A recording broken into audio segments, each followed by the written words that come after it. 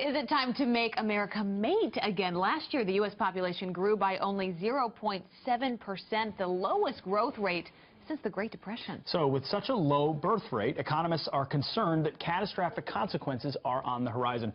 Here to weigh in is the chairman of business and finance at King's College in New York City, Brian Bremberg. Brian, good morning. Hey, Brian. Good to be here. So this is an interesting topic, birth rates. What are the implications of them? What are the implications of declining birth rates? Babies are good for the economy, especially good for retirees. If you think about this, it's today's workers who pay for today's retiree benefits, Social Security, Medicare. When population starts to grow more slowly, you have fewer workers supporting retirees.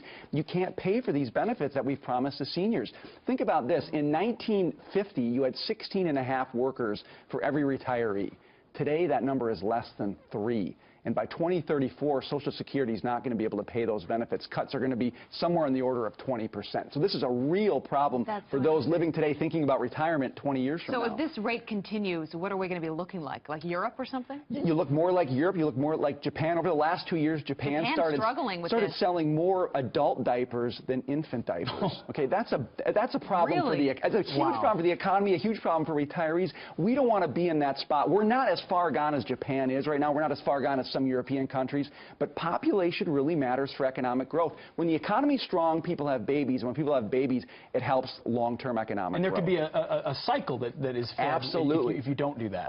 A virtuous cycle or a vicious cycle, right? So one of the things we've seen is when the economy stagnates, like it has over the past 8 years, birth rates fall. One of the best things we can do to get birth rates back up, and again, they're not going to go to 1950s levels, but to get them back up is to grow the economy. Because when wages are growing, you feel like, look, I can buy a house, I can make sure investments I need to support children. Speaking of those levels, we've got the statistics of U.S. population growth over certain periods of time. And there's how it fluctuated, reached over 2% in the 1950s. It's declined ever since. You know, it's not even just the economic piece. It's culturally, it's the vibrance of a society that when they feel optimistic or they're growing and growth, they're having 3, 4, 5, 6 kids. When you feel like you need to be more cautious or careful, you're having 1, and that has very serious consequences. Well, and not only for retirees, as we talked about earlier, but you just think about innovation and dynamism in the economy. I mean, a young workforce is really important to get those new innovations.